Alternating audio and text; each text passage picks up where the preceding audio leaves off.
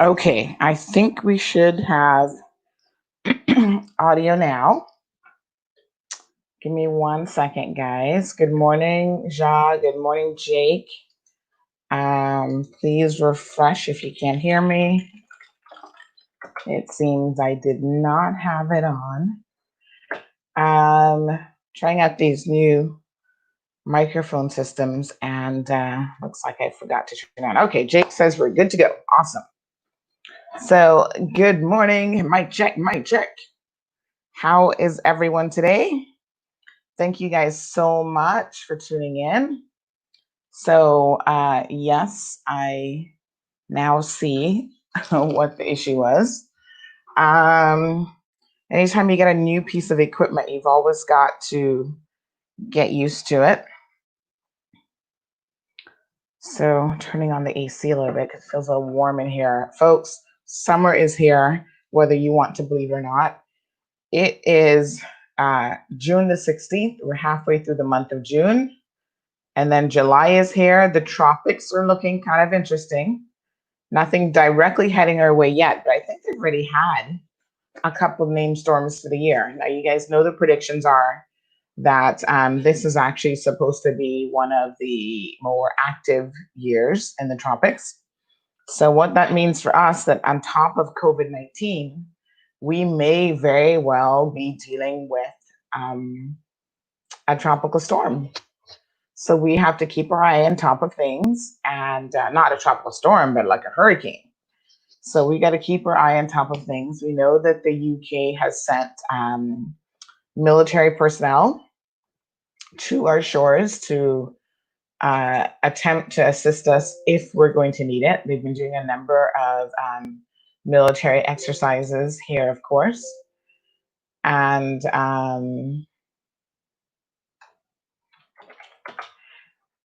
we see that I'm just trying to check one thing here. Actually, one of their persons had gotten injured last week. They were doing an exercise on Thursday at sea, and he's a member of the RFA Argus crew, and he was injured during an exercise, and he's said to be recovering well. I received a number of notifications about that the days before, and on I think that was Friday. So on Thursday and Friday, I received notification about this person being injured. And of course, when you don't tell people kind of what's going on, they kind of suspect that, you know, there's more afoot, if you will, than anything else. So I always tell people, this is precisely what I tell people, just come with the details as quickly as possible, because whenever something happens and you don't tell people and you don't share information, what ends up happening is a rumor mill starts and people just feel very suspicious of the fact that they haven't heard anything about it from official sources. And that is why here at Cayman Island Road, I think we have such an important role to play, because often we can be sort of the intermediary, um, between what is being said, what isn't being said, and all of the in between. So we do get a lot of information, folks. I mean, I can't tell you how many tips we get on a daily basis, information here, there, and everywhere. And, oftentimes it's just a matter of figuring out what is accurate, what isn't accurate. We know sometimes that government doesn't want to always share information. And so, we kind of pull it out of them one way or the other. So there's the process of that happening. So we were able to confirm that indeed he was injured, but it's not a serious injury, and there's nothing, I guess, peculiar about it. Somebody said he might have been doing something on a jet ski. I don't really know all of those details. It's just that they were training and he had gotten injured. And people get injured on the job all the time. It's an unfortunate thing for sure. but it's part and parcel of the process. So there's that. Other than that, I think in terms of accidents over the weekend, there wasn't anything that I can recall that was super. I think we had a couple accidents like on Friday, maybe. All I can tell you guys is now that there are more people out there actually utilizing the roadway, you just have to be careful. I mean, that's what it boils down to. You've got to be careful because there are a lot of there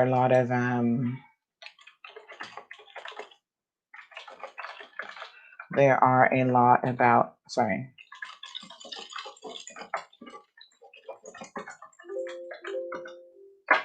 There a lot more people on the road, and unfortunately, we have, I think, some of the worst drivers in the world, probably. And I've always kind of been, I wonder why that is. And honestly, I think part of the reason why that is that we have a mixture of so many people here from all over the world with different like driving skills, driving experience. And we have younger drivers who are obviously very experienced and more prone to having accidents.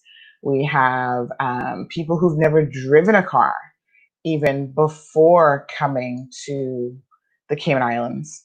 And so this is like their first experience on the roadway because we don't have terribly complex vehicles. So uh, it's kind of like complex roadways, even. I just, a lot of times I look at these accidents and it's like careless, definitely careless driving. Somebody was on the phone and not paying attention. Someone was yelling at the kids and took their eyes off the road for a minute too long, or something like that, because the accidents don't just make any sense otherwise. Drinking and driving, perhaps. These are definitely some of the things that I think, unfortunately, are happening on our roadways. So, last week I was telling you guys a story about a gentleman in Jamaica. Remember the 81-year-old that had died in custody after being in prison? They've released his name. His name is Mr. Noel Chambers. And he died in prison after 40 years without a trial or anything of the sort. And the judiciary on Friday, actually, it might have been before that, they issued a statement saying that earlier last week that they were very apologetic that this had happened. So they apologized to his family, said it's clear that many institutions, including the courts, failed in their duty to safeguard the right of Mr. Chambers to life, liberty, and a fair trial within a reasonable time. So this is so incredibly unfortunate. And there have been additional new cases that have come to light where people once again, have been or still are in custody. And so a week after that, the Jamaican judiciary issued the statement expressing sadness at his passing and the conditions that contributed to that. And I mean, my gosh, the living conditions that the poor man must have been enduring when you looked at the autopsy photos and stuff are just absolutely horrific. So I thought that was interesting that the judiciary actually made an official statement in terms of that. Um, so yeah, just very, very sad. And we always have to be mindful to safeguard the rights of everyone in our communities, because otherwise it becomes a free for all. And if your rights are trampled on, and I think that I'm safe because I have some degree of privilege, one day it will be my turn. And that's when we talk about equality and justice, and even the movement of Black Lives Matter. That's ultimately what the underlying message is about. So, good morning to Jake, Jaja, Irvelin, Tamikia, Joy is joining us this morning. Alric, thank you so much for the video that we shared at the beginning of the program. In case you missed it, please go back and watch it. It talks about, does COVID-19 have the possibility of creating job opportunities for Caymanians? Because we've lost, to be honest, not a whole lot of people have gone home because there's been this issue of trying to get repatriation flights out. We see that there was some issue with BA in India, why the Indian nationals have not been able to leave. And there's probably quite a few Indian nationals that work in restaurants in particular, because I know a lot of them, that would wish to go back home. And people are starting to get their pension money this week and starting last week. So, people have a little bit of money. Now they can purchase their tickets and they can fly home and so on. But there's some sort of issue. So I'm hoping that that can get sorted out. So good morning, Ms. Marguerite, Darlene, Rita, Miss Janet. Alric did that lovely video for us that you guys saw on this very same issue of what will be some of the barriers to Caymanians taking up these opportunities that may now be available. And some of the barriers that he mentioned in that video, I think we need to explore a little bit more, including now that there's mandatory advertising on the works portal, on the job portal. Apparently there is some issue that employers can actually apply to be given an exemption, which I think is crazy. Like, what kind of exemption would you need, and why would that even be possible? So we need to delve into that a little bit later. I've not had a chance to look at the immigration laws yet, but I think that that's a conversation that we need to have. And once again, this brings to mind the fact that we have elected officials who are, responsible for certain things, responsible for protecting the interests of the local population first. And a lot of times that simply does not happen. They tell us on the one hand, oh, we're putting this mandatory advertising job portal in place, but how many of you, because I certainly was not aware, that there are exemptions in place that could allow the possibility even of an employer getting out of having to advertise the position on this mandatory job portal, which we were told every job now has to go through that job portal. So we need to dig into that, and we need to understand precisely what is going on. Some of the other barriers, of course, that Alric mentioned include the fact that there are, other factors like are people skilled and ready to take up certain positions? In tourism, I don't really know. You can't just jump up tomorrow and be like, okay, I want to be a chef at a local restaurant and think that you can get that job without any experience or culinary training. So I think it certainly depends on the position. And the bottom line really is any Caymanian that wishes to work and has employable skills, this should be an opportunity for them. Whether it actually will be or not will be a different story. So Alec talked about, upgrading your skills via things like a trade school, something that we've been talking about for some time. I actually think that UCCI, the University College, is probably as close to trade school as we're ever going to really get in terms of a government-run trade school. They offer some electrician programs. I think in the past they've had secretarial and paralegal programs. They have had a tourism program, so they have some kind of tourism sector program that's available to young persons as well who are interested in the tourism industry. So we may not be calling UCCI a proper trade school, but I do believe that they have programs in place that kind of lean towards them being a real trade school as opposed to like a university like a traditional university. And maybe that's the way to go in this day and age, to merge some of those together. You've got traditional university courses. So if you want to get, a degree, an associate's degree or bachelor's degree in the traditional things like accounting or computer science, those opportunities are available for you. If you want to go the other route and have, some of the more traditional trade school options available, plumbing program, electrical programs, and so forth, those can be available at the same institution. It's not like you necessarily have to have two separate institutions and one has to be called a trade school in order to fulfill that function. So I think just more of those programs are necessary. We see, of course, Michael Myers. I always want to call him Myers. I think it's actually Miles. Michael Miles, sorry, from his institution having more or less a private sector trade school option available where you can get these shorter certification programs under your belt. And he's got a number of programs that are available there. And of course, the thing for government to do in situations like that is to subsidize those programs so that if you want to go to Michael's,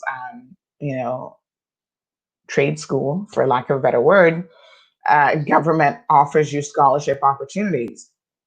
The other thing that Alec mentioned in that video was the fact that we need to now start having a look at is this separate but equal situation with government separating private schools from government schools such a great idea? And does it ultimately benefit Caymanians in the end? I think there are some concerns and some issues with it. There's obviously the fact that government still provides some level of subsidy to the private schools because it has created a system. And I wonder about that because the private schools do charge regular private school fees by some standards more than. And there's also the concern about whether or not Caymanians actually have equal opportunity and equal access to those private schools.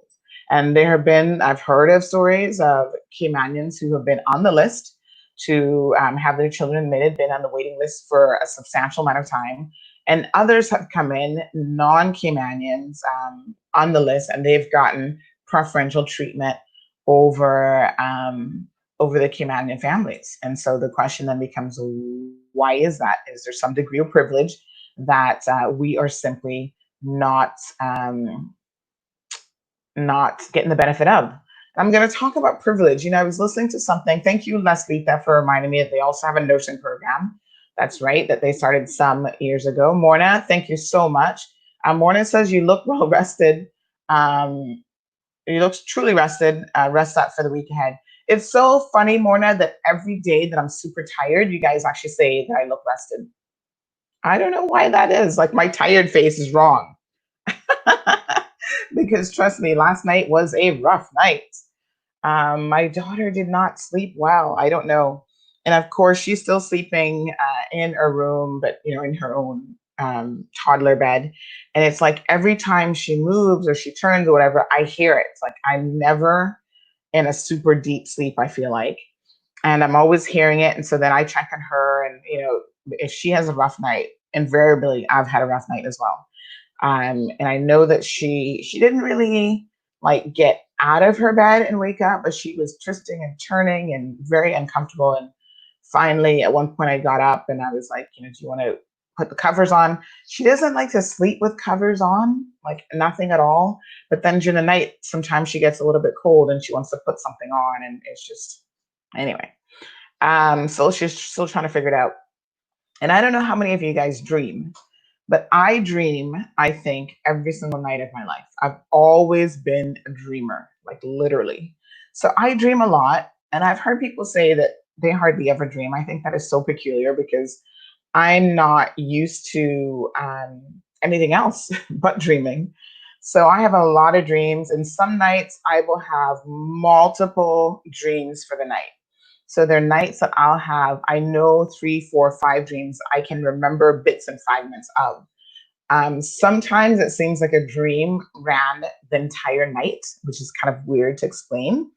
But even when I'm having these dreams, like in the morning when I wake up, I am like, okay, I remember this and this and this. Like I need to wake up and start writing my dreams down, because sometimes by like midday you've forgotten all about it, kind of thing, right?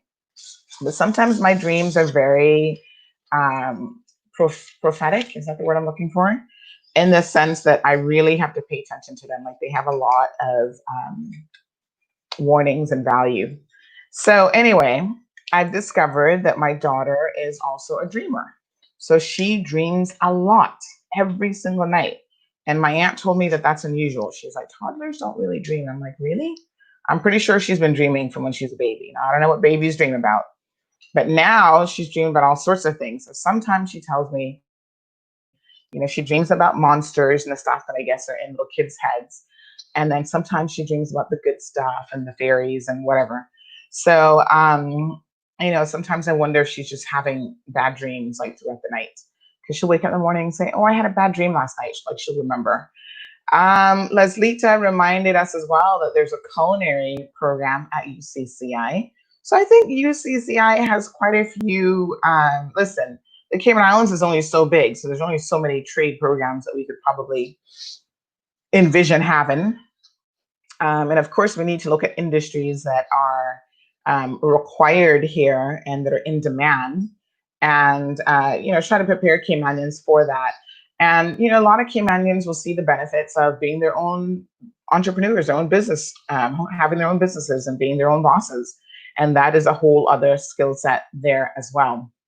So Alwick says that there's a lot of talented Caymanians, which I absolutely agree with, and we just need to make sure that the opportunities are there, because there's nothing worse. And again, Morna, thank you for saying I look well rested. I need rest, but there's nothing worse than someone being prepared, willing, qualified to take up a job and then having that opportunity ripped from underneath them because of some favoritism, because somebody else is in the position who hasn't really earned it, or someone who's a non-Caymanian and got it because they're friends of the right people and they have the right connections to be able to get the job. Those types of things happen all the time for a number of different reasons. And so I think that that is most unfortunate when it does happen. And, you know, those are the things that we need to be addressing from a labor law perspective. Like right now, I don't even know who the Minister of Labor is, because we have heard nothing truly on the labor front. Is it Alden? I don't even know, but we've heard nothing really on the labor front. So we know that there was a changing up of how labor and immigration works. So now we have CBC, which is the Cayman Islands Border Control. They do something very, very different. So they control their borders. We now have a Coast Guard and so on. And then Works, which is, I'm trying to remember what it even stands for. They come up with these things and it's like, oh my God. Works Cayman stands for, give me 1 second here and I'll tell you. Something Rights Caymanian. Workforce Opportunities and Residency Caymanian. So that's what it stands for. So now they have combined what was traditionally immigration functions, which is like entry, work permit, whatever, some aspects of that. So the work permit part of that, along with the jobs part, which, remember, the jobs used to fall under the NWDA. So now that's part of the works agency. They merged a lot of those persons. So they deal with, you know, everything PR related, business staffing plans, work permit amendments, and so on, as well as this job portal. And so I want to remind you guys that if you're currently unemployed, you should apply for and register for this job portal, because that is the most effective way to you know, let the government first of all know that you're employed, and then number two, get registered. Now, likewise, if you are a company and you are looking to employ anyone, you need to be registered for this portal as well, because that means that this is now the way that you advertise your positions. You no longer need to go to the Compass and advertise anything. And as we know, the Compass isn't even printing except for, I think, on Fridays. So that is not an option that you need to concern yourself with anymore, because you should actually be registering your jobs through this jobs portal. So step one, create your CIG net login by clicking the Jobs Command tab at the top right site. So, you know, a lot of services, a lot of government services are now available to you online. So you need to register for those, and you need to have the CIG net login to be able to do some of those things. So whether it's renewing your company license, registering a limited company through the company registrar, and so on, you need to now have login access to a lot of these online portals, right? So you create your account, you log in with your new account, you register as a person, and you either register as an employer or a job seeker. So please make sure that you go to worc.ky and you get this done. You register. So just grabbing a wipe here. Yes, so the other thing is you have until June the 30th. Speaking of immigration, you've got until June the 30th to make sure that any work permits that expired when the government closed, you now have to make sure that you sort those out. So remember, government had given you sort of a temporary, what would you call it? A temporary amnesty. Well, that amnesty has now expired. And so what that means is if you are on an expired work permit, yes, immigration has not opened, but you don't need immigration to physically open in order for you to get this sorted out. So the deadline for that, we did an article on this last week and someone said they read the article and didn't understand a single thing. It makes me wonder about people's capacity to read. But nonetheless, they said they didn't understand any of it. They didn't get it. So I'm telling you now, you've got until June the 30th to apply for work permit renewals and grants if you're in a situation where yours expired during the closure of government offices to the public. So please get on that. You're supposed to post your jobs for 14 days before the 30th. So you are like probably on the crux of that now. Today is exactly 2 weeks before the 30th. So get on it because today's probably your deadline to do that. So you've got to there's a 2-week period of time that your job has got to be posted on the government portal website. So I would encourage you to please see about having that done. And I'm going to just post this on our Facebook page because I don't want people to claim they didn't know, because I'm always surprised at how we live in such an information era. And people on a constant basis will say to me, oh my gosh, I didn't know that. I didn't have that information available. It's like the whole tourism job thing. You know, we did an article on the fact that if you were unemployed in tourism, government was doing some sort of assistance and you needed to register with them. So when we did the first article about that, apparently the spikes in registration went up because I spoke to government officials and they were like, oh, all of a sudden, because some people contacted me and said, hey, you know, we've had some issues with it, uploading our documents or supporting documents. So all of a sudden, you know, when I spoke to them, I said, listen, people are having issues. Oh, well, that is strange because we had all these people start applying. I'm like, you do know that CMR posted it, right? And that's why at least some people are aware of it. They're like, oh, okay, because yeah, all of a sudden we had people starting applying, blah, blah, blah.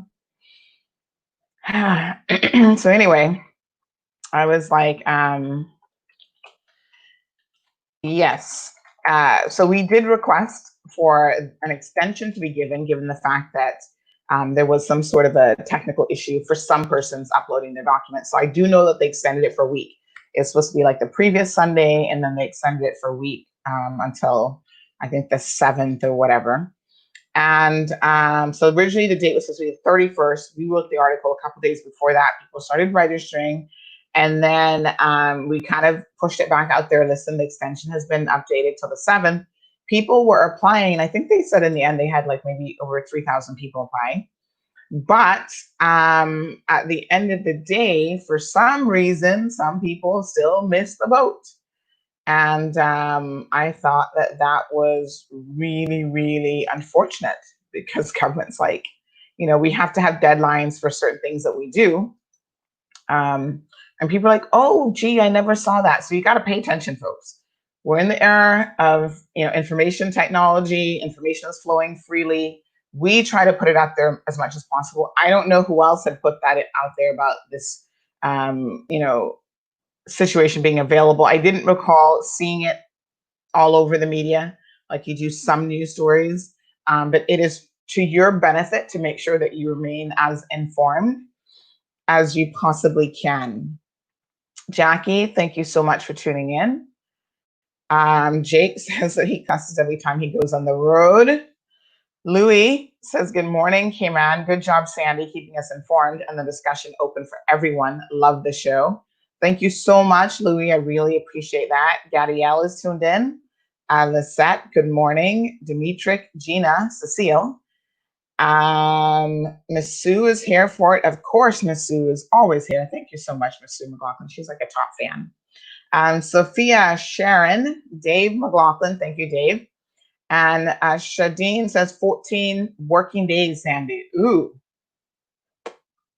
If it's 14 working days, let me just check what the website says, because these things can get very tricky. It just says post the ad for 14 days before the 30th. So if it's 14 working days, I think that may be an issue, because it doesn't say that here. And in fact, their media release from June the 30th doesn't say 14 working days either. It says at least 14 days before any permit renewal application can be made. So on strict interpretation of 14 days pursuant to the interpretation law, I just put on my little, you saw how I just did that on the slide, put on my little lawyer hat there. Pursuant to, lawyers speak a certain way. Sometimes I kind of chuckle at them. Forthwith. Yes, so pursuant to the interpretation law, section God knows what of that law, you have 14 days. And 14 days means 14 calendar days. And it normally does not include holidays and I think weekends. So no, it includes weekends for counting purposes, but I think it doesn't include holidays. Hold on one second. I'm going to tell you exactly what it is. These are the things that you need to know for the purposes of a number of different things. So we saw, for example, this was, I think, on Friday or Thursday, we did a story about the pension situation. So pension companies have started paying out, and there have been some persons who've been calling saying, hey, when is my actual payout date? And so there's been a little bit of confusion about that. And this is where now things like the interpretation law are important to understand, because the interpretation law is a piece of legislation that tells you how to interpret certain things. Somehow that makes so much sense, right? So how to interpret like certain definitions. So what is a day? So it is the interpretation law 1995 revision is what we're working with. So it has not been revised since 1995. And I'm just trying to see if I can get a copy of it. And yes, I do have it on my computer, because I have a lot of laws on the computer.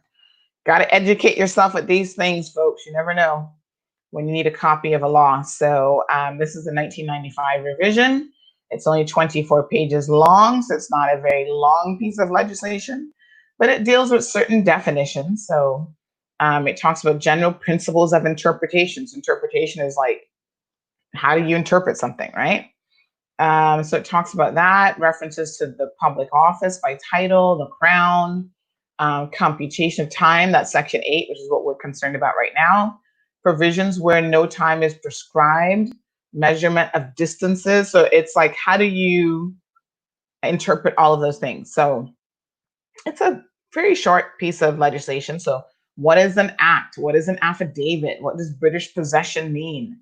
What does Christian name mean? What does a coin mean? Like, it has a whole list of definitions contained in it. What is a constable? What is common law? What does it mean to be a dependent territory or colony?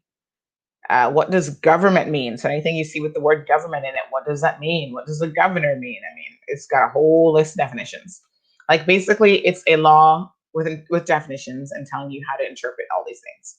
So it talks about how laws, like the commencement and citation of laws. And like I said, I'm not going to go too deep here because I realize you guys are not lawyers and you probably could care less about most of this. However, section 8 is one of those sections that you do want to care about. and it tells you how to work with and compute time. So the computation of time is what this section refers to. And it said a period of days from the happening of an event or the doing of any act or thing shall be deemed to be an exclusive of the shall be deemed to be exclusive of the day in which the event happens or the act or thing is done. Lots of, you know how laws are written, they're written for lawyers, not really the common person to understand. So if the last day of the period is Sunday or public general holiday, which days are in this section referred to as an excluded day. So I was right when I was thinking that Sunday, definitely public holidays or excluded days. The period shall include the next following day not being an excluded day. So today puts you at your 14 days, and I'm pretty sure that that means today is the deadline to get your stuff in to the job portal in order to get registered and sorted out. So folks, get on it. Now, some of you as employers do not have access to the internet. You don't know how to register your jobs and all of these things. And this is where now opportunities open up for Caymanians who do know how to do all of those things, because they can provide their services and their assistance to you. And of course, you're going to have to pay for that because that's the world that we live in. Everybody's time, knowledge, and resources have some amount of value. So yes, so that's what that is. And it goes on to talk about like how to actually count days and so forth. So for the purposes of pension, the pensions office, the Department of Labor and Pensions actually issued a statement of clarification to all pension providers on May the 6th, so some 10 days ago, on how they should interpret the time in the interpretation law. And I think that this is important because, again, today being the 16th is the 45 days for the first batch of persons who may have applied on May the 1st. So if you applied to get your money on May the 1st, you should be getting your payout today. This is your 45 days. So the counting of days starts the day after the application was received. And you just saw that in that little section that I read. So it's like the day after whatever. Remember where the law said that? That's when the time starts counting. So if you applied on the 1st, then the 2nd would be when it starts counting. So it's like a full calendar day, right? So the day after the application is received. So for applications received on Sunday or Saturday, which would be day 1, if an application was received on Saturday, Sunday would be counted as day 1 per section 8A of the interpretation law. Saturday and Sundays are to be included in the calculation of time with the exception of the last day of an expired timeline. So in other words, they're counting the weekends. However, they're not going to count it as the 45th day. So if technically your 45th day was on a Sunday, it's going to then be on a Monday. And I think really the logical reason for that is that, the banks are not open on that day. So even if the pension company was trying to push through a transfer on that particular day or had it earmarked for that day, nobody's open on a Sunday or a Saturday to be able, well, some banks open Saturdays, but you know what I mean? Sort of normal Monday to Friday business hours to affect those transfers and those changes. So that's how that works. And it also works for notification periods. So like, you had your first 7 days whereby they were supposed to let you know if your application had been received.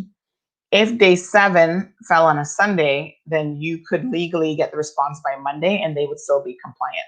Now, I see someone mentioning Fidelity here, and this is unfortunate because I have received so many complaints about Fidelity that I've literally lost count. Like they are, and I can say this without fear, the worst pension administrator on this island, just based on the feedback that we have received from the general public.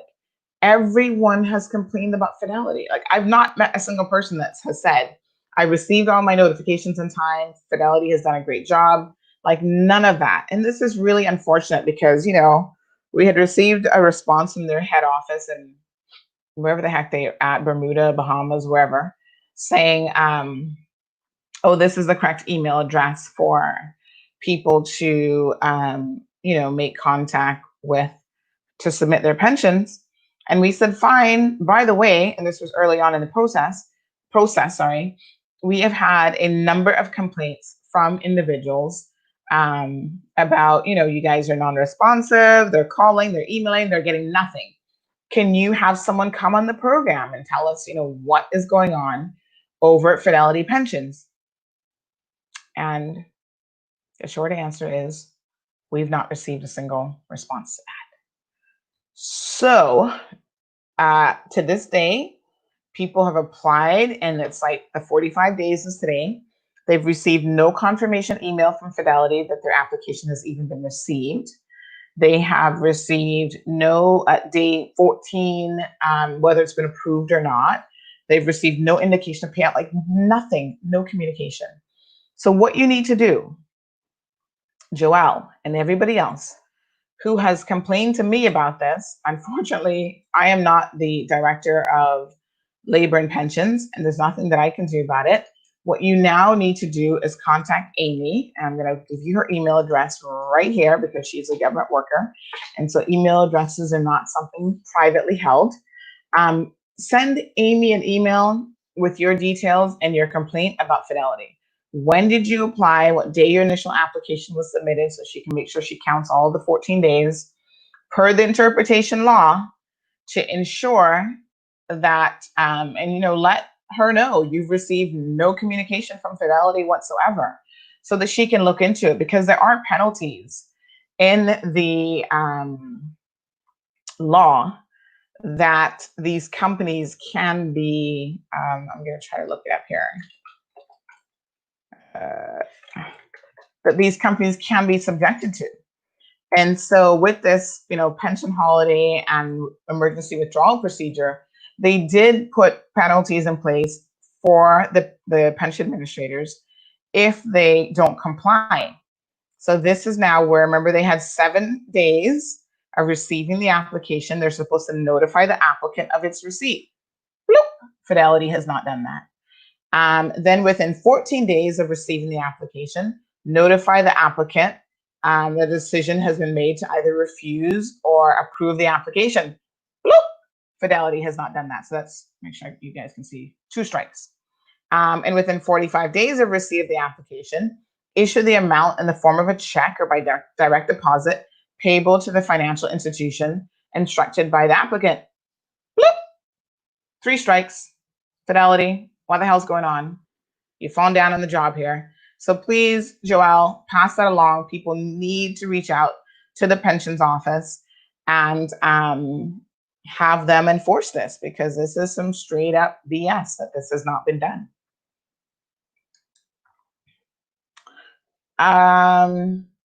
Speaking of BS, you guys know this is an adult show, right? I never pretend to be some little goody Miss Two Shoes. Is that how you say it? Goody Two Shoes, whatever. So there are times that we use profanity on this program. So if I say the word BS, or if I say it straight out, don't be offended. I try not to do it too often, but sometimes I just got to do it. Speaking of people who have a potty mouth, can I just tell you, I was so surprised. Levita Chamber emailed them on Friday and said funds bill in 48 hours. Yeah. So the funds are rolling out, folks. We saw Chamber has been paying. There's another fund it's one of the smaller funds, I think. There hasn't been a whole lot of people applying or in that fund or whatever, but Chamber and Silver Thatch are the 2 biggest funds. Each have over 20,000 registered members. So those are the ones I think that most people are concerned about. And of course, Fidelity seems to have a lot as well, which after this, with those 3 strikes, they may be out with a lot of employers. And I think employers need to switch their pension funds to companies who are actually able to handle their business. I mean, let's just be honest here, right? I would, if I were an employer and I was at Fidelity, I would switch so fast, Fidelity's head would spin real quick. Um, so yes, so there's that. What was I going to just say? Yes, so they have been paying out, and we did do a bit of a story last week on Friday, actually, about the fact, and you guys know I got sources all over the place, about the fact that in terms of the payout, there's a couple of things that are behind the scenes happening that you and I may not legit know anything about. So one of those such things is that, yes, the pension deadlines are looming, but there is such a thing as cash flow restrictions. So these pension companies do not just have money sitting there to pay out. One pension company alone is paying out over $140 million during this COVID-19 emergency payout situation, right? That's what they have received thus far, and that's not even 10,000 applications. So I don't know how many total the others have received, but that's a good chunk of change, right? So it's not like they have $140 million just sitting there ready to withdraw and hand you the money. So the reason why they were given the 45 days is because there's certain things in the background that needed to happen. So your payout is based on your May statements. So it's based on the period that you applied. So if you're now just applying in June for your payout calculations will be done on the NAV value, which is, you know what NAV stands for. I'd have to look it up again. It's something, something value. So your NAV value is, I'm going to look it up for you because I want you guys to be informed here.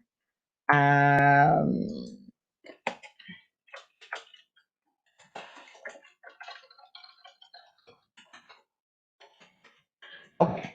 So yeah, so that is based on net asset value, NAV, NAV. There you go. Learned something new today. So your NAV value is based on the period that you have actually applied. So if you applied on May the 1st, which was the first date that you could have applied, it has to be from that May statement. But of course, that May statement doesn't become available until sometime in early June. So that is why in early June, like around the 4th, 5th, and 6th, the pension companies were running the reports for May because that was the payout. And I always thought it was interesting how people were getting all upset and whatever about their April statements. I'm like, technically, why do you care about the April statement? Yeah, you may have lost, but the May statement is what you really need to be concerned about because that is what your payout will be based on. And, that's interesting for a number of different reasons. But in fact, what I understand from the pension administrators is that the May statement has actually gone up in value compared to April. So there were some gains like across the board type of thing. Now, I don't know if it was enough gains to actually make up for the losses and all of the losses in April, because that may not necessarily be the case, but you need to check your statements. And I'm amazed how a lot of people are checking their statements and they don't understand a lot of what they're reading. That is what your pension administrators are there for, folks. If you have a question, obviously they're super busy right now, but you need to make sure that you understand how to read your statements. I smell coffee. Somebody's up and making coffee. You've got to understand how to read your statements and to, really comprehend what it is that you are reading. I'm also very shocked and surprised at the number of persons who think that government could do a better job running their private pension funds than the private administrators. Oh yes, we've seen some losses. So obviously these administrators don't know what they're doing. Listen, this net asset value and the people who invest your money have to have some level of qualifications and understanding about the stock markets and investments and so on. They don't just wake up one morning and be like, I'm going to be a pension administrator. Give me all of your money. Because a pension administrator is actually very separate and apart from, people who handle the investment portfolio and who make decisions about, your risk level, how much risk you can take on based on your age, your profession, blah, blah, blah. And what sort of funds then you are, better off being invested in. And I was speaking to someone on Friday about this, and they said, listen, if they could invest more money into their pension fund, they would do so. Because historically, the pension companies have actually done a very good job of investing your money. So when you look at the overall, the long-term figures are important, and you have a Levita, I don't even know where that line is. It's not in a movie somewhere. She said Men in Black. And you have that. That's so funny. And you have, you see over the course of the lifespan of your pension fund thus far, you have a 26% gain. I challenge anyone to tell me what other situation are you going to gain 26% in that space of time? If you put it in the bank, you're not going to gain anything on it. You get like 1% if you're lucky. And then with inflation, you're actually in the negative. So you don't gain any money leaving your money in the bank. So what other investment mechanisms do you think you could do a better job at? And again, pension is not a short-term situation. You're not meant to put money in a pension fund and within 5 years withdraw it. This is supposed to be a lifelong working life, 25, 30 years before you retire sort of thing. And many of you will work way beyond 25 or 30 years. So the other interesting point is that I also challenge people to show me anything that government has ran efficiently where you think, oh, wow, government is doing such a brilliant job at this. We should let them do it all. Whether it is health services, National Roads Authority, the Port Authority, government is plagued with typical government issues. Lots of red tape, limited resources, even our educational system. We're talking about opportunities for Caymanians.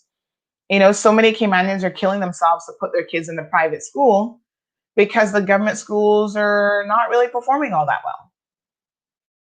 And so you tell me, when you really think about it, not this knee-jerk reaction of, oh, I just lost a couple $1,000s in my pension fund. Explain to me where in the world has government done such a fantastic job running anything that you want to give them your money and say, you guys invest it or you guys do whatever to make it grow. Let's not be stupid in the moment, folks, because that has never happened. I do want to at some point have this conversation about private schools, and I am reaching out to, that's on my list of things to do. I am reaching out to the private schools to really see what their position is on equality within their schools and diversification and how they are working towards making sure that opportunities exist for everyone. I think government, instead of subsidizing the private schools, I personally think what government should do is offer scholarships to Caymanian children who wish to go to the private schools, because then you know that this is directly going to benefit this particular child. Like if you just give a school a general subsidy, I mean, who knows, that gets thrown in with the rest of their budget. I don't know how they work that out. But I think that scholarship-based system somehow makes a lot more sense to me, so that if people are interested in sending their kids to private schools, that opportunity is available. But the real question for me becomes, if you open up government schools for others to enter, right? Do you do it like the private schools? You have a waiting list system, you have a cap on how many can be in the system. What I think will happen is you're still not going to break the barriers that exist between government and private schools. You're just going to introduce a few foreign nationals into the mix who can't really afford the private schools. And so it's more of a financial decision on their part, because they're maybe at the bottom of that pole of being able to work that private school tuition into their budget. So if they want to save $1,000+ a month or whatever the going rate is now for private schools, they're going to come and utilize the resources and take up more space in the government schools. But it's not really like it's going to introduce a whole lot of diversification. Because let's be honest, if you can afford private school without any issues, you're going to send your kids to private schools. Once again, it comes down to a performance issue with the government schools not tending to perform all that well. And there's some exceptions. People say, well, Prospect Primary does really, really well. Or maybe Savannah, one of the primary schools. But when you kind of move up from elementary and primary schools, you're like, irks, pump the brakes because government ain't doing all that great with educating our children. So there's that. Bertha, thank you so much for tuning in.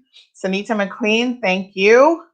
Jake is Jake. I want to know what's in your coffee because you always crack me up. Um, so over the weekend, I was looking at the compass yesterday, and normally I don't read.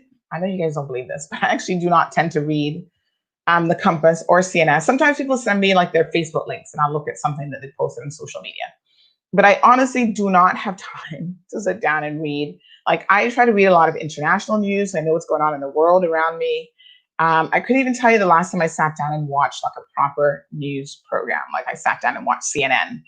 I don't really watch Fox News, but even CNBC or some of the other, news platforms, because everyone thinks it's always CNN versus Fox, and I'm just like, whatever. If you can provide news in as much of an impartial way as possible, I think that's the most important thing. So I was having a look at the compass yesterday, and I came across a story about rental properties. And now you guys remember last week, Cayman Villas was in the news for having an advert, acting as an agency and having an advert for a company that had basically said that they were renting this, I guess, luxury property in Caybo or whatever, Cayman Kai, and it was not open to residents. Sorry. That was a sneeze, by the way. So it was quite ironic then to see an article about, how these rental properties are doing and how they're faring during this whole thing and whatever the article's about. I didn't even read the article. I just saw the headline. And then what caught me was Cayman Villas. And there's another one called Luxury Cayman Villas. This lady here, Molly Thomas, which funny enough, I've heard some very interesting things about in terms of immigration and the lack of hiring Caymanians within that organization, but we're going to pick on that on another day. But then this number, of course, came up, and you guys will remember this name from last week, Thursday's show, of a lady who contacted us from Cayman Villas after we had posted about the this condo not wanting to rent to locals. And so this is the potty mouth. I'm so surprised. Look at how beautiful she looks, how well put together. I love the little jewels and the makeup and the blonde hair and, absolutely lovely, proper lady. And the potty mouth that she has on her, that I was on the receiving end of, I think is absolutely shocking. So this is the woman, and again, I don't know her, so I was a bit surprised to see her picture pop up quite ironically in the Compass on, I guess, their Friday edition. So this is the lady who dared to call me on the phone and drop the most profanity on me, the most F-bombs and this and that. I'm a Caymanian, and nah. Someone then messaged me afterwards and said, I don't think this lady was born in the Cayman Islands. I mean, certainly she must have acquired her status by now to be saying that she's a Caymanian and, she hires Cayman, that's all fine and dandy. But I'm probably the last person in the world, Miss Juliette Cumber Forgay or whatever the heck that name is, that you would want to call and curse out on the phone. But she got very lucky that day, this little pretty face, potty mouth, Miss Juliette. She got super lucky that day because when she called me, I was in the car with my daughter, and I do not, I don't curse at my daughter, and I don't curse in her presence. So little Miss Juliette, little Miss Potty Mouth, became very fortunate that day because when she called me and I heard this profane list of words, I hung up the phone. She called me right back. I'm like, okay, I'm going to give her a second chance. And when I answered the phone the second time, I said, lady, whoever you are, you'd be well advised to watch what you're about to say to me because I have my 3-year-old daughter in the car. Luckily, she doesn't know any of those words, so it didn't faze her at that point in terms of what was being said. But I said, mind your mouth, because you're about to tip me from being a good, sensible individual into the roots of Georgetown, Miss I can be ghetto-fied and ghetto fabulous if I need to be. And I will drop more F bombs on you, on your side of the playfield, than you know what's going on. So she kind of then toned it down just a little bit. And then she continued her tirade, and then she continued messaging me with her tirade. I was like, woman, come off my phone. Because what you don't know is you came so close to seeing a different side of me when you called earlier, but for the fact that my daughter was in the car. Because it's people like you who try to treat other people like me a particular way that when someone slaps the shit out of you, you should feel no way about it.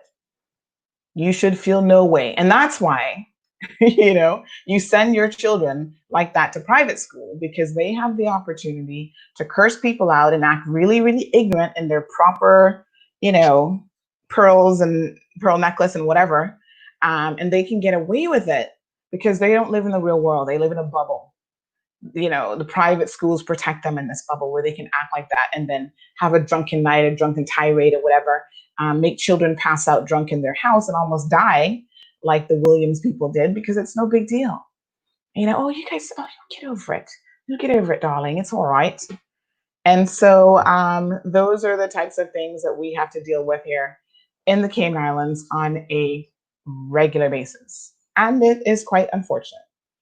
But not everyone is going to respond the way that you think, folks. So sometimes you got to watch your potty mouth, regardless of how much money you actually have in the bank.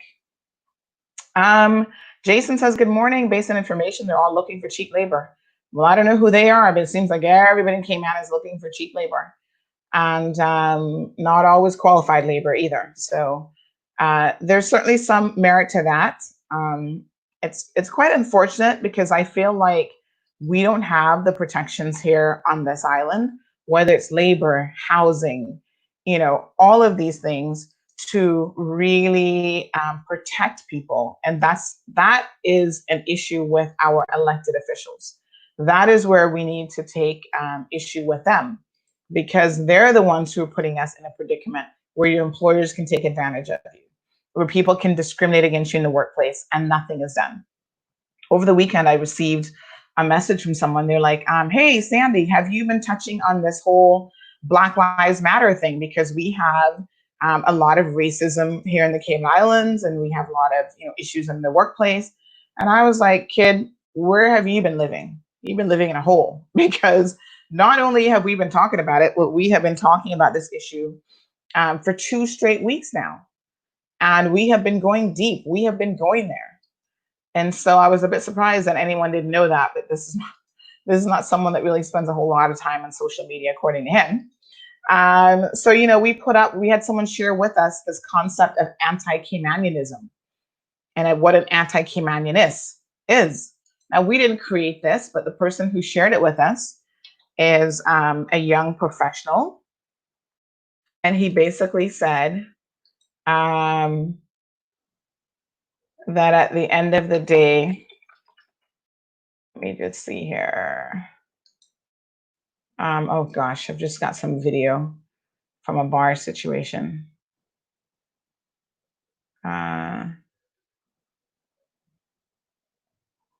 Okay. Let me just see here.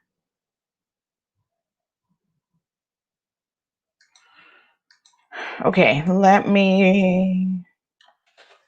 Okay, so this individual sent me a message saying, hey, would you be willing to share this on your platform for discussion? And, this is anti-Caymanianism, and this is what I think the definition is.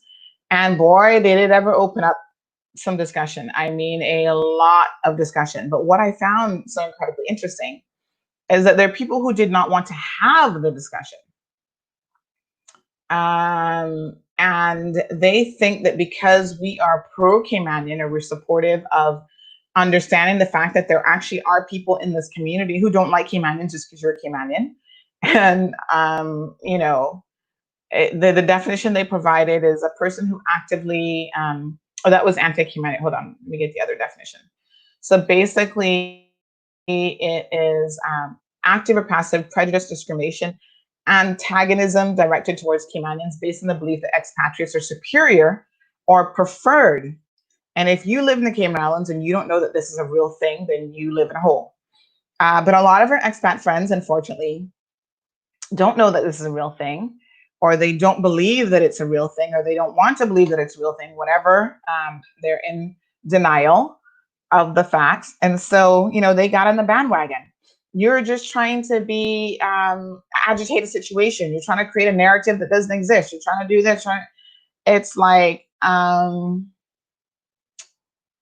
can assure you that if someone sends us something, a young professional, and these are his thoughts, and he wanted to share this and have this dialogue, this is the sort of thing that is very much happening in our community.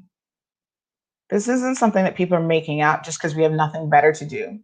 And we want to start in an anti-Caymanian versus Caymanian war, or we want to talk about race relations because prejudices definitely don't exist here in the Cayman Islands. Racism doesn't exist.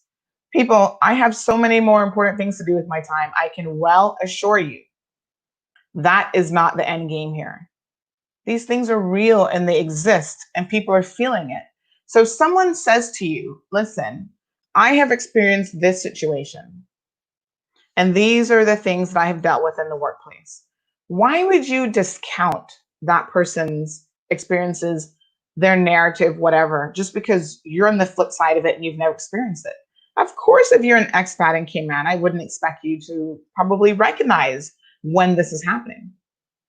But it not only does it happen, but you've had people that once they become a Caymanian, and it's so funny, I have seen whether it's Jamaican nationals, Canadians who then acquire their PR, their residency status or whatever, they then say, oh, once I apply for a job and they see that I am Caymanian or I put that on my resume, all of a sudden I'm not getting as many phone calls anymore.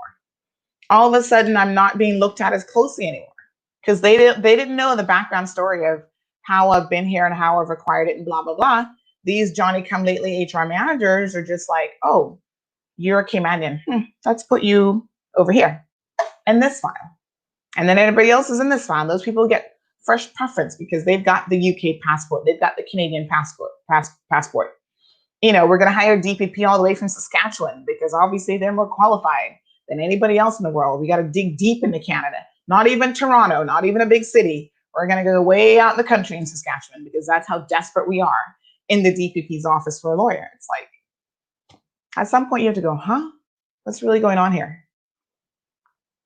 When you have 80% of the employees, the lawyers and the management at the DPP's office, none of them being Caymanians, you do begin to wonder, what's going on here? Across government, across private sector. So when we put this up, I was interested in the feedback, primarily from the people who've never noticed it, they've never experienced it, but yet they're an expert on it. You're agitating this situation. This really doesn't exist here in the Cayman Islands. Really? How would you know? You are a person of privilege, a person with a foreign passport, and a person of the right race. So you would know that this does not exist because of what? Of course, you would not have experienced it yourself. And you miss the point entirely when you try to dismiss other people's perspectives as being invalid because you don't want to talk about race in this country, because you don't want to believe that this has actually happened. And the funny thing is, the amount of courage that it takes for a Caymanian to speak out about these things, because invariably you will be blacklisted. You will be put on the do not hire list. And we've seen it happen time and time again. Last week I was talking a little bit about people like Jonathan Piercy, Andrea Christian. Thank God she eventually got a job in government. And then what they do is they give you these government jobs because then you better keep your mouth shut if you want to keep a job. So there was such discourse on that topic, anti-Caymanianism, that we had somebody else come forward and said, I could tell you some personal stories. So when people say, oh, this doesn't exist, this person's like, hold on. I can tell you some personal stories. Had someone look me dead in the face and tell me that I'm a good DJ, but that's all I am. This is someone who's come to our shores and never had life so good. And we're going to talk about this person because we've talked about him before. And then removes me from radio. It's rough when you're in your own country and someone belittles you like that. He ain't here no more. Funny enough, he got kicked off the island saying someone was so black he couldn't see him inside the window. So you guys know who this is. This is our little friend, what's his name again? Jason Howard, who was part of Hurley's Media. Jason had a long history of questionable behavior, misogynistic, saying things about women, saying things about Caymanians, making fun of Caymanian children on the radio, of employees that he had under his thumb. And everyone at Hurley's Media, all the Caymanians were afraid to speak up because they don't want to lose their jobs. Everybody needs their job. They don't want to get fired. Radio is a small industry. So Hurley's Media owns, a number of radio stations. So you get blacklisted by them. You don't have many options. And it's hard to move into something else. So people were talking behind the scenes, but no one was really speaking up. So Jason was running the show. He would tell staff how he's going to fire them and bring in his friends on a work permit from New York or New Jersey or wherever the heck he's from. And nothing was being done about it. Staff were complaining to management. And of course, management were largely ignoring those complaints. And, nothing was done until CMR had to step in and say, hold on a second. This dude has a long history of infractions. And the final straw was when he was making a joke about his employees at the station. And he was walking by like the different windows that they had at Cayman Bay. You can see them, like you can go by and see Woody in the window type thing. And he would walk by. Oh, like here's the country station on right now. He would say something funny about that person. And when he got to the one Caymanian black employee that is on the radio at that time, he says, oh, he's so black you can't even see him. And we don't have races in this country, and we think that somehow that's a joke or that's funny. Listen, I'm not saying everyone in the Cayman Islands is racist. Obviously not. I'm not saying 50% of the population is racist. Even if we have 10%, folks, we got a problem. If we have 1%, we've got a problem, especially when we are importing racism as well as we have our own homegrown as well. And Jason just kept his cushy job, kept smoozing with, the biggest name in real estate, going out to dinner with them, getting them all sorts of contract, according to him, feeling up their legs because that's what they like. And that's okay for him to work in that way to get client business. But yet he can look Caymanians in the face and tell them, you're a good DJ, but you're still not going to go anywhere in this company. I will bring in my friends. I will, And again, these guys, they're younger. They're trying to build their careers. They don't want to rock the boat. These are not troublemakers. These are not people who want to be, they don't want to be in the forefront of anything. They don't want to be part of any movement. They're just like, they just want to work and support their family, enjoy their craft, and do what they got to do. So you have no idea what it would even take for a young man to make this statement that I've just shown you guys on the screen. It takes a lot of courage. And so when people also look you in the face or also on social media saying, oh, well, this doesn't exist, that doesn't exist, you people are crazy, you're making this stuff up. How do you think it makes people feel? There's a lady named Linda who shared a story on Facebook that I was very, very shocked at, where she said that after she joined the team at Barclays Bank PLC, this was way back when, she had graduated from secretarial school. She said the assistant manager, who was not a Caymanian, walked into the lunchroom. I'm just reading her message here and said, "You niggers not finished eating yet?" Obviously, this is her story. And she said that was about 15 minutes into her break. And that is when she grabbed an ice pick on the table. This must have been some time ago because they ain't going to give you an ice pick in this day and age. And she said, "I'm not proud to say this, but I grabbed the ice pick and pinned him against the wall by his shirt collar. I got up, walked over to him, and told him that the next time he used that word in my presence, I would hurt him. He was too frightened and he started to tremble and walked out of the room.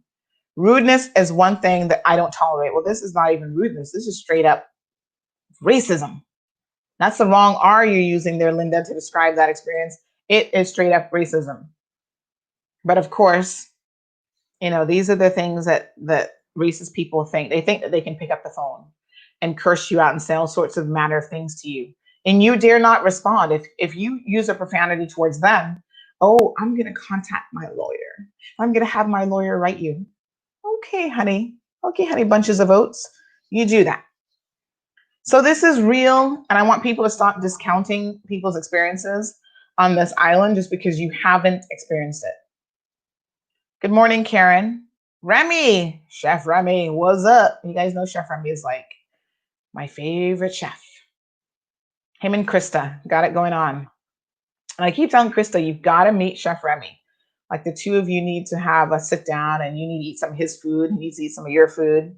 I always fancy though, chefs probably are not the best people to probably take out to dinner and enjoy a good meal because they're probably analyzing it at such a deep level. Like, why would they use parsley on this dish instead of whatever? I don't know. I'm speculating about how chefs might think in their heads, right? Buenos dias, Elizabeth. ¿Cómo estás?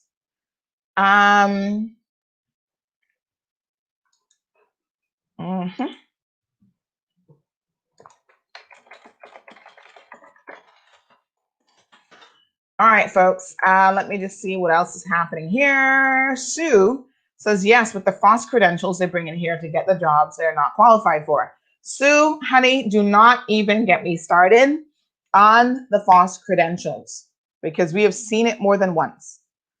In fact, I think Charles Whitaker last week of a story, and there was more than one instance of this, but I used to have an office in West Bay, small business center. And so we had this photocopier that back in the day was like a $30,000 photocopier, something ridiculous in price, which in retrospect was such a poor decision buying that, like honestly.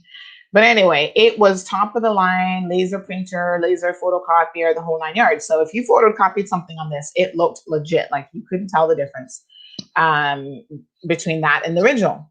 And what we'd have people doing is coming in there, printing off fake certificates that they just go online and make up themselves. Or in the instance of one person, the certificate was legit, but who it was issued to was the wrong person. So she took a little piece of paper, cut it out, put her name on it, and like basically blanked out her friend's name that was originally on it. And this was a young lady from the Philippines. And then, so she was doing like an overlay in the world of graphics. So she was doing like an overlay and then photocopying it. You couldn't see the lines like around it. It was a cut out piece. Boom. All of a sudden she's got a certificate and God knows what, except she didn't go to that school. She didn't earn that certificate. None of that. So, quite interestingly enough, I was like, she actually had the audacity, and I don't know if she didn't know that I was a Caymanian or whatever. She may not have even cared. But she actually had the audacity, my apologies, to say to me, can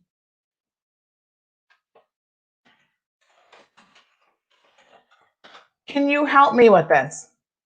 And when I looked at what she's doing, I was like, excuse me? Let me just understand what you just said to me. I'm a Caymanian, in case you did not know, business owner, but I've been employed by other people. And I've seen the difficulties of being qualified and still having a hard time getting a job. So you want me to help you, who's trying to get a work permit approved, falsify documentation to show that you're somehow qualified for the position that you're applying for, when it's actually your friend's certificate that you're using? No, honey. You won't be using my overpriced copier to be able to do that. And you certainly won't be using my skill set, the irony of it all, to help you photocopy this, which you don't even have the sense to do yourself. You're trying to perpetrate a fraud. You're trying to do something illegal. You're trying to fool immigration, and they're fool enough to be fooled, unfortunately, because They get fake certificates all the time and they don't know that it's fake. Nobody's checking credentials. Nobody's digging into anything.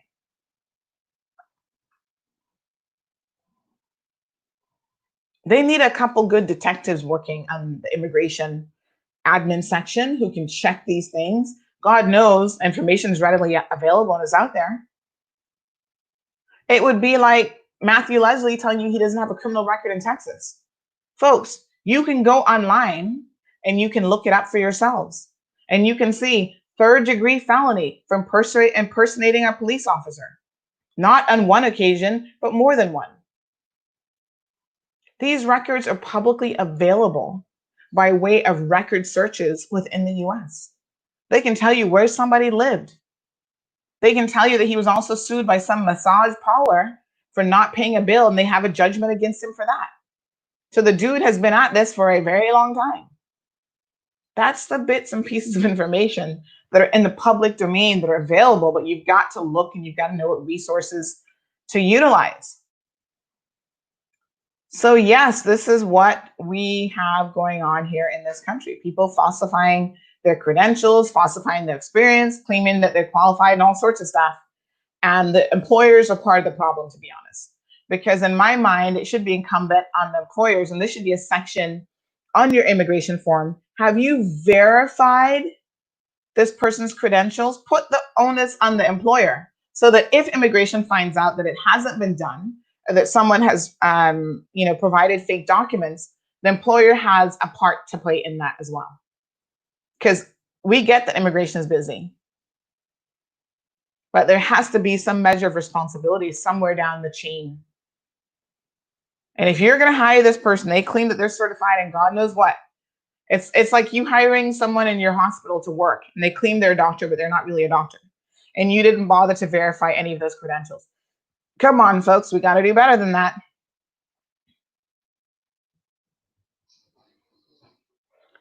Morna says, Sandy, do you know that they are where the milk and honey flows? Listen, I have no issues, and I want to make this very clear because some people who do not know me, are trying to push this narrative that, oh, Sandy's expat, like she doesn't like expat, she's against them, blah, blah, blah. Don't be ridiculous. I was an expat in somebody else's country at one point in time, and I know the struggles, even from an immigration perspective. I was there trying to better my life too. I get it. I get it more than anybody else. However, I never once felt a sense of entitlement above an American. I knew the rules as they applied to me initially as a student on a student visa, and what the rules, the very plain rules were, and how I had to abide by them. So I was not able to go out there and compete for jobs with Americans. The rules at that time allowed you to have a part-time job on campus. So I worked part-time on campus because that's what the law allowed me to do. Eventually, my immigration status changed.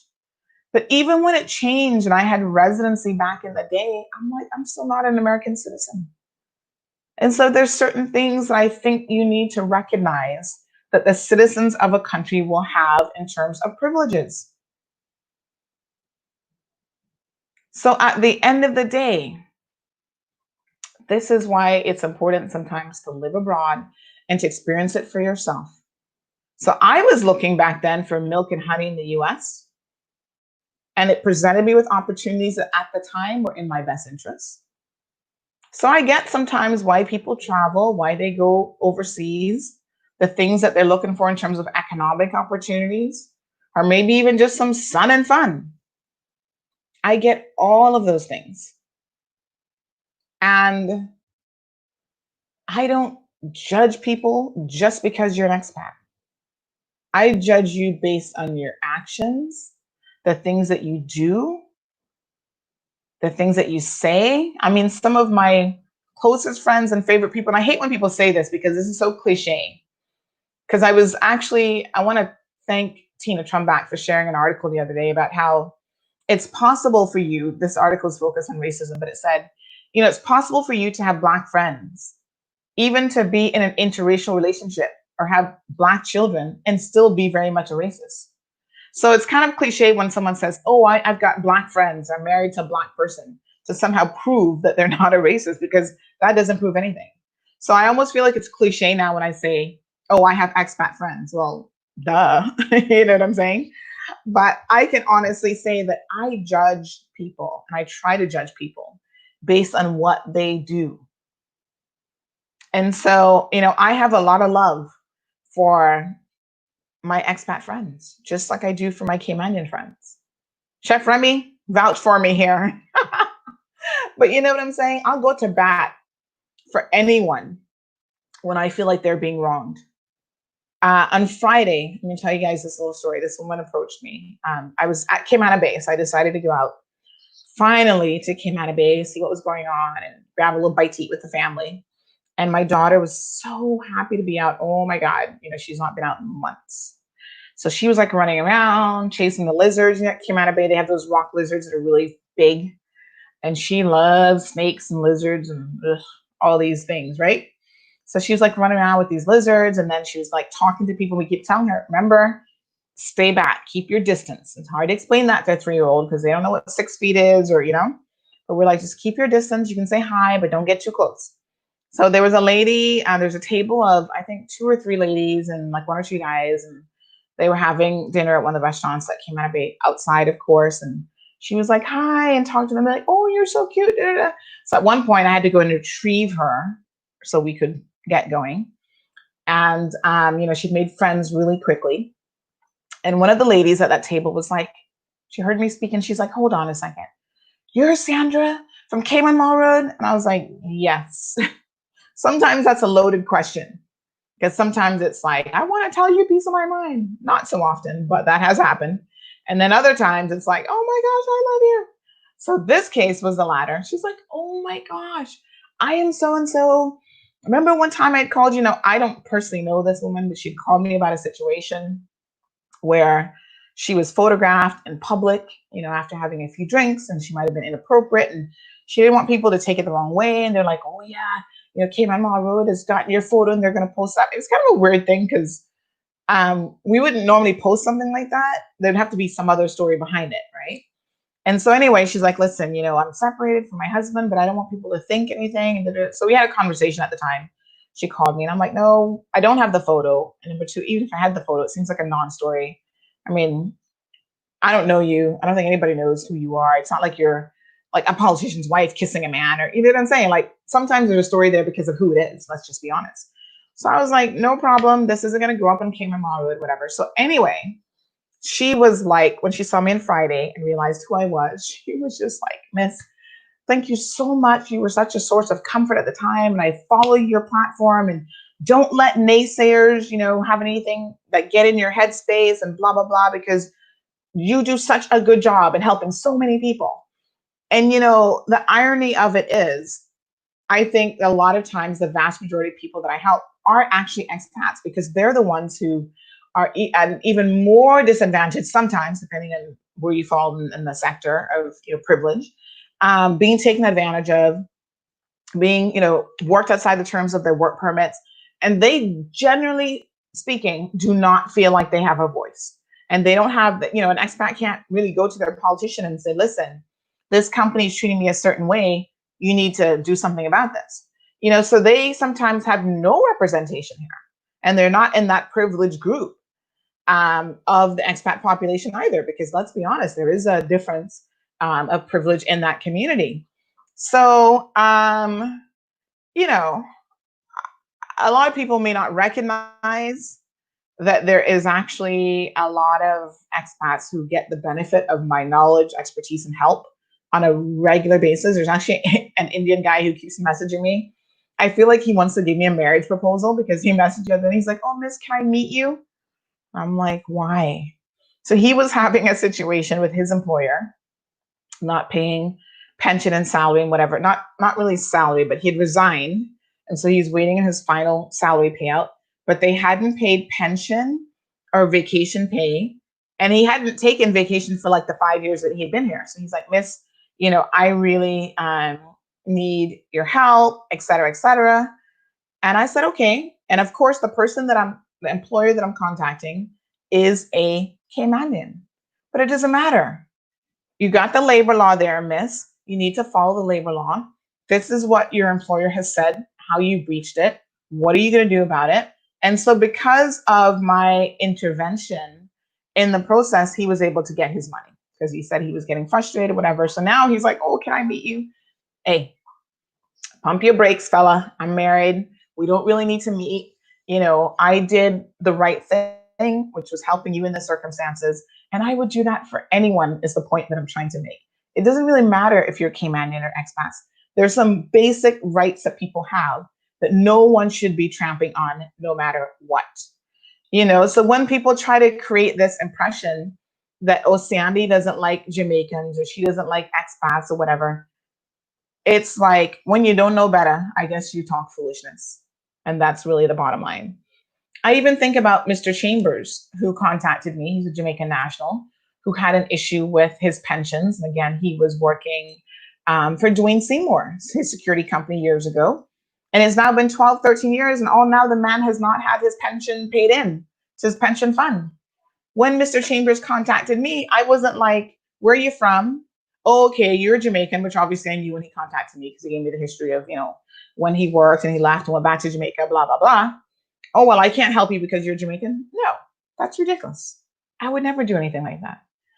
And so you need to look at people's track record in terms of their actions, not just what they say, because people can get up and say anything. This is the beauty of politicians, folks.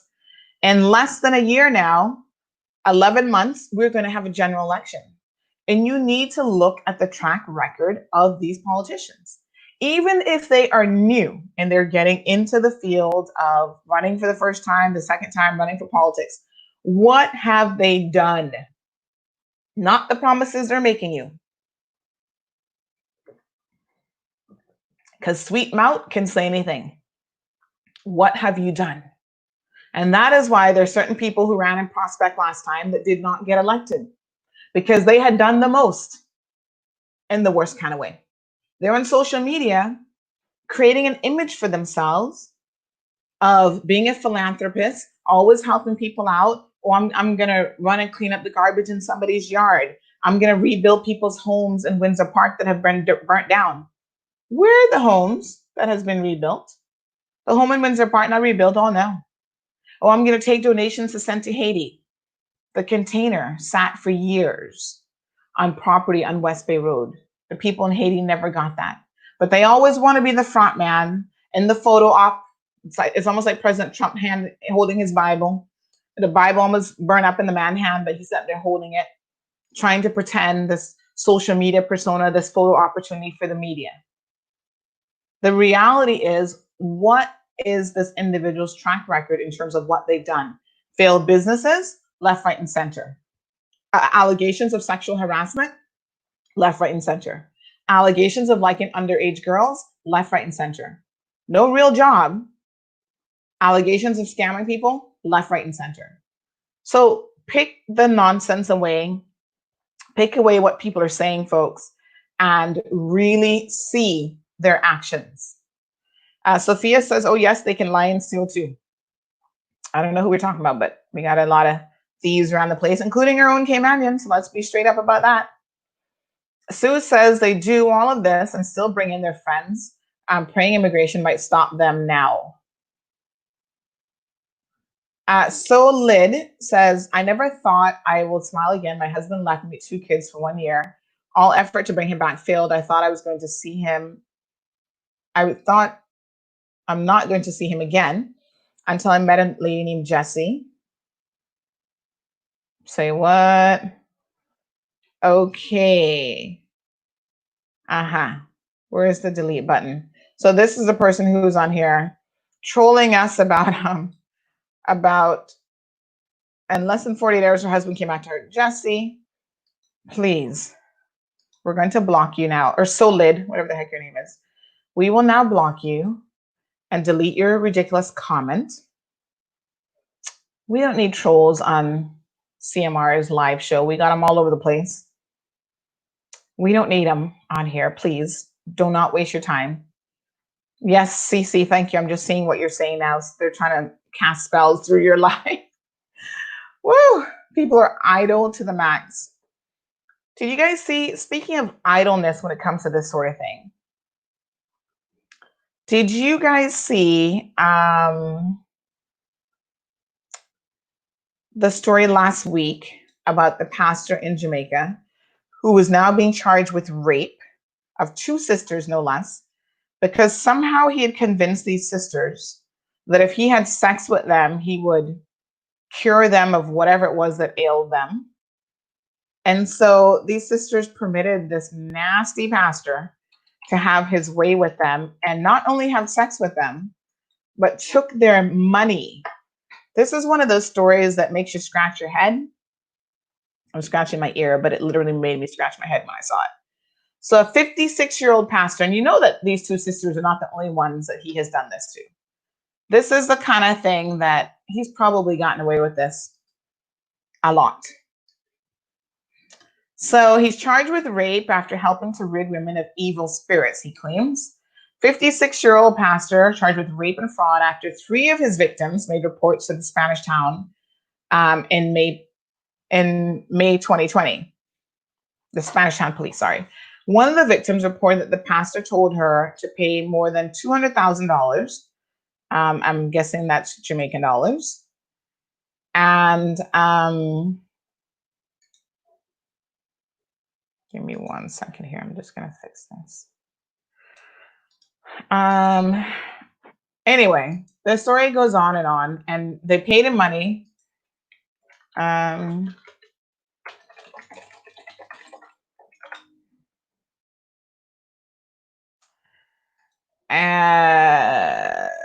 Sorry.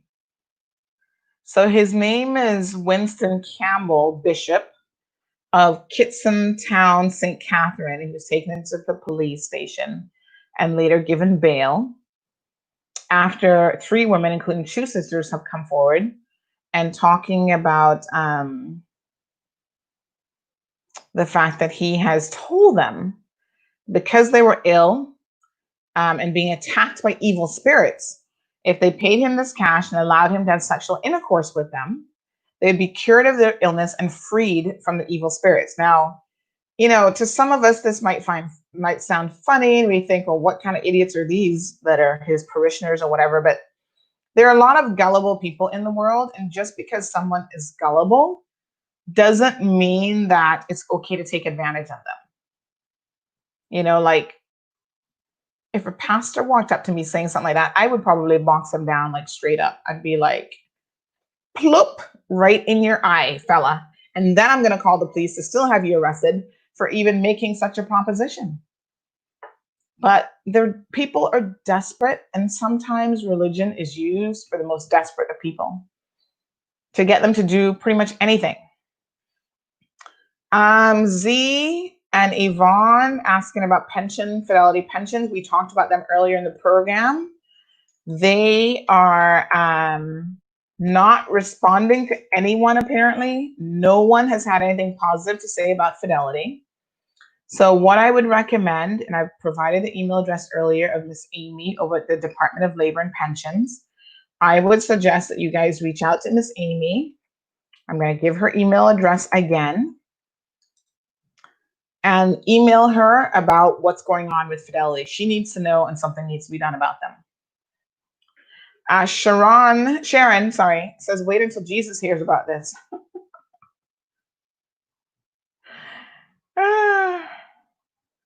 Catherine is saying to email them again. I mean, I think people keep emailing, and people are saying, at what point are they going to do their jobs? Benissa says, what have you done for me lately, in her Janet Jackson voice.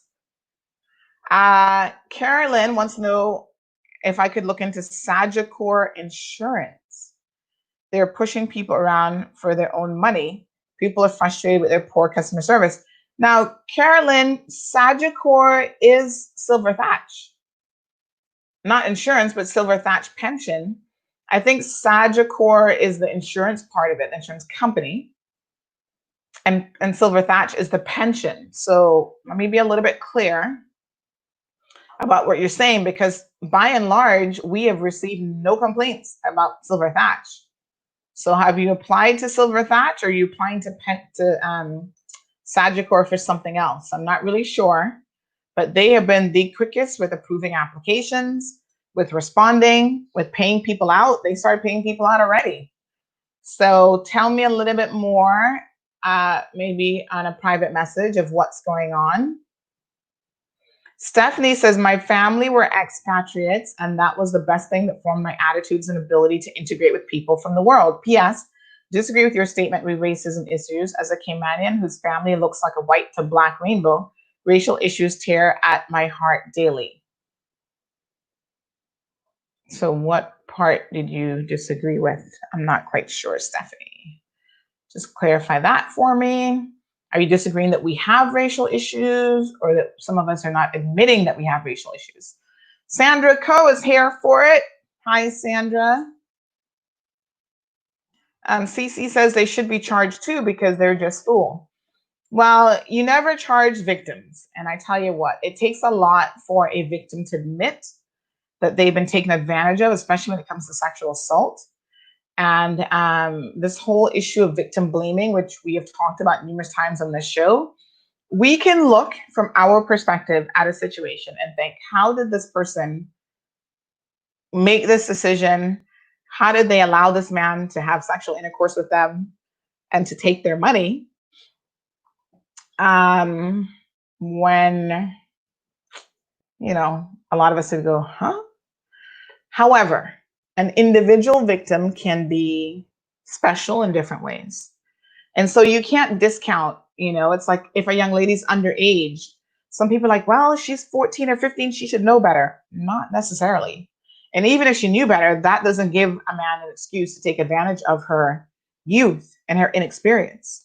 So I think, Cindy, I get what you're trying to say, but we have to be very, very careful when we seek to blame victims for the actions, even when they fall prey to a certain line of thinking.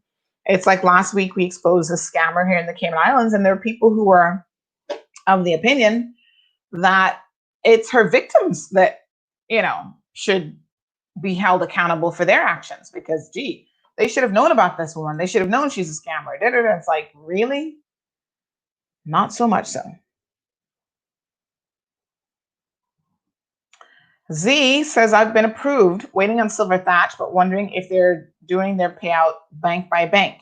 They're doing it based on the day. So at the beginning of the show, Z, I don't know if you caught that or not, but we did say that first they did KYD payouts because there were not as many KYD payouts. The other thing with Silver Thatch, I know for sure, is they are verifying with a lot of persons the bank account information, because some people put down bank account numbers that don't exist. There are defunct accounts, accounts that have closed, a slew of issues. Some people even put down their credit card information, which is kind of crazy. So have a look at this article here, Z, and you'll get an idea of the timeline, which we discussed earlier in the program as well, that they are using to actually do the payouts. So if you did your applications in June, the reason why they cannot pay you yet is because they need to wait for the June statements to become available. So we're only in the middle of June. There's an entire 30 days or 31 days in June. So the month has to pass. And then once there's 30 days in June, once they, so you've got 2 more weeks. Once they run the statements, once they get your pension statements for June and they run the reports, you will then be paid out based on the June statement. So that is why they have been given 45 days to do all of this process, because part of that is actually waiting on the report to come down the pipeline. So the month in which you apply for your pension funds is the month report that you will be getting your payout based on. So if you applied in the month of June, your payout will be based on the June value of your pension fund. That report doesn't become available till in July. So probably by the 5th or 6th of the month, they're in a position to start running those reports, and then they can arrange the payouts based on that. There were other issues. Yes, well, if it's the 1st of May, Today is actually the deadline for the payout. So that's a different situation now. So if it's the 1st of May, you should have gotten a confirmation that it was, your pension fund was received and approved and et cetera, and they will be doing the payouts because today is technically the deadline. So I just shared a link to the article that we did on Friday talking about some of the issues that are occurring in terms of, like, I think I got a little bit distracted on this, but one pension provider is paying out over $140 million.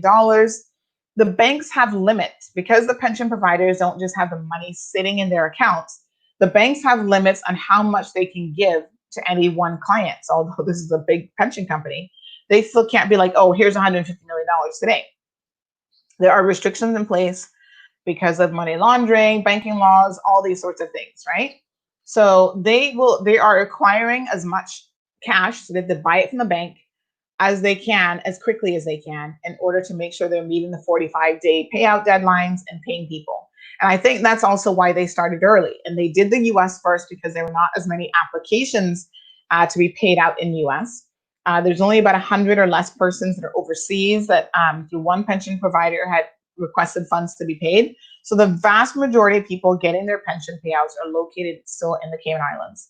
And I think that's important to know because NAU claims that they're helping over 10,000 persons now with some degree of assistance, and they need to be very careful that people are not taking advantage of the situation.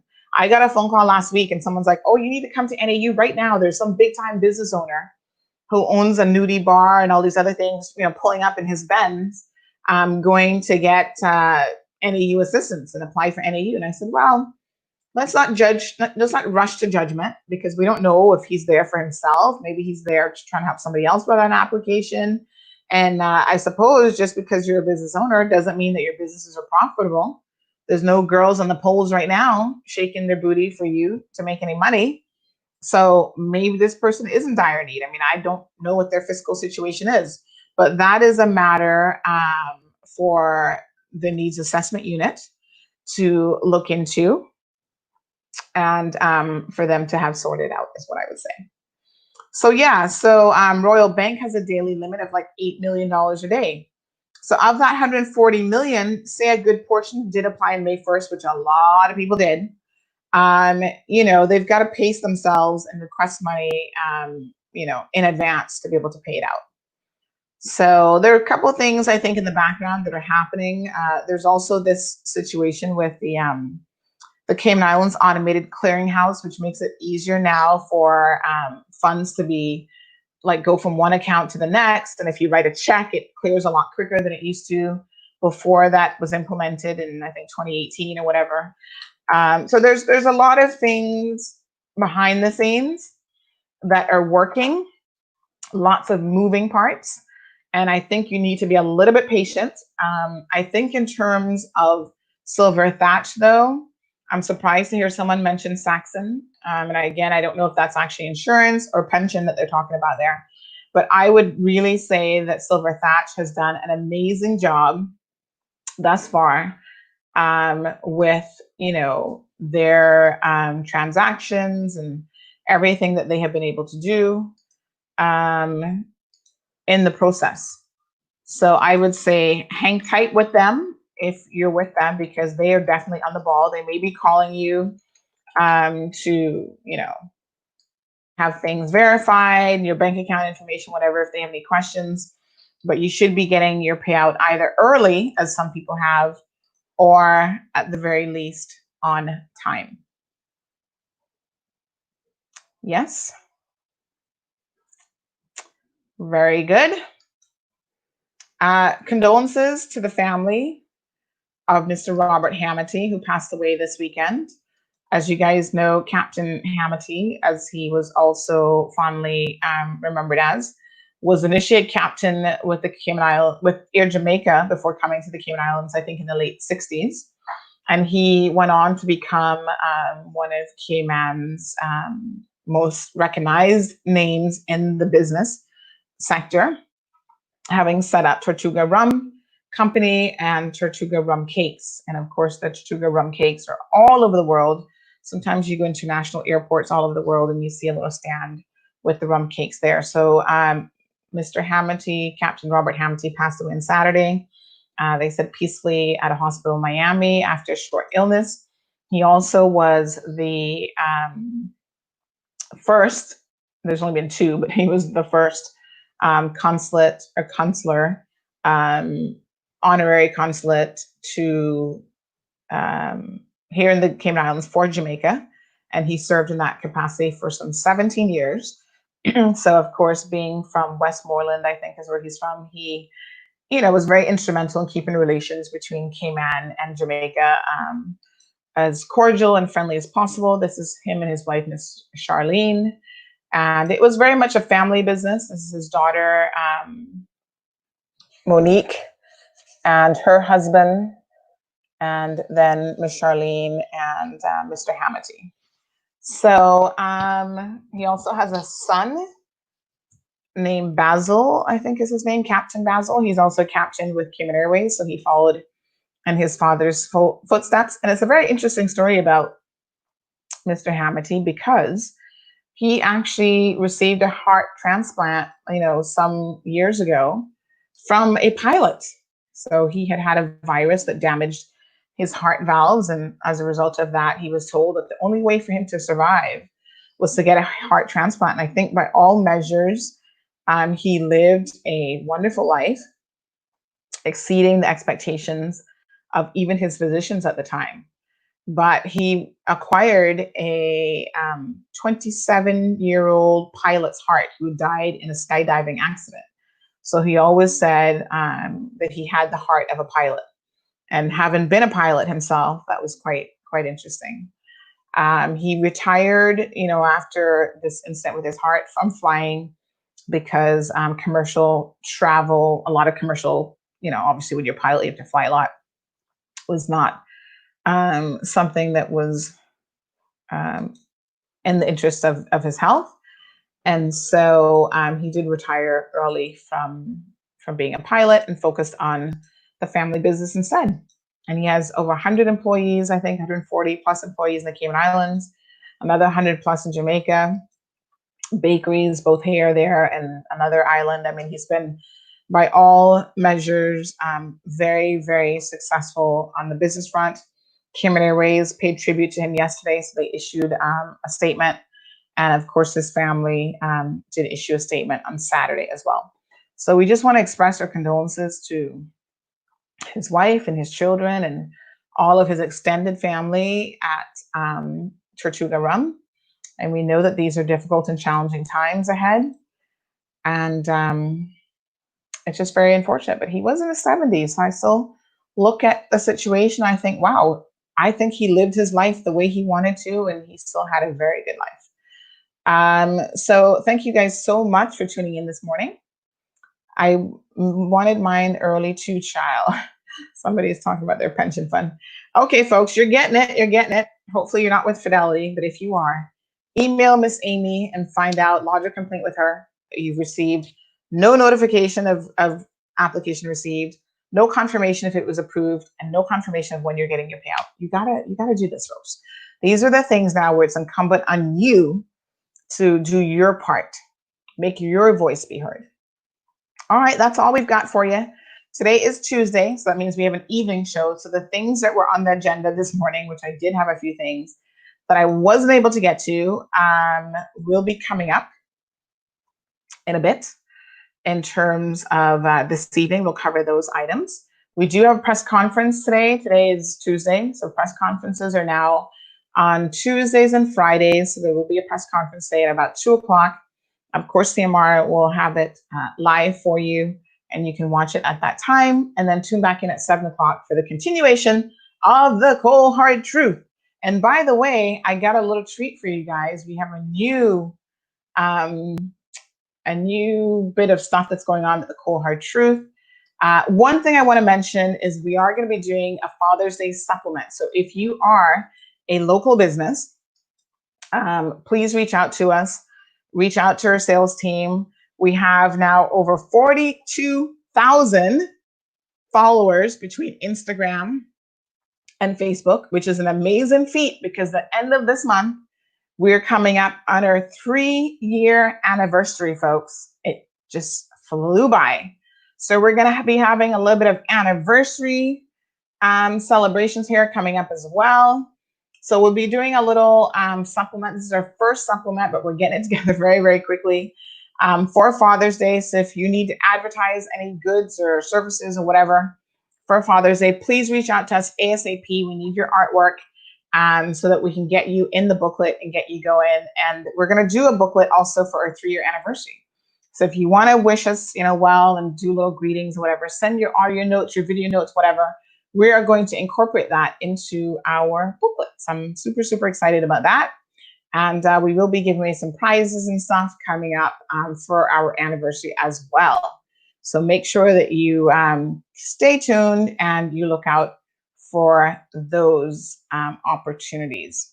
sales@caymanmallroad.com is how you reach out to us for the sales team to get back to you with any details. So today we can expect to receive a number of test results. We heard on Friday that they had 500 results pending and then another 1,000 in the queue to be tested.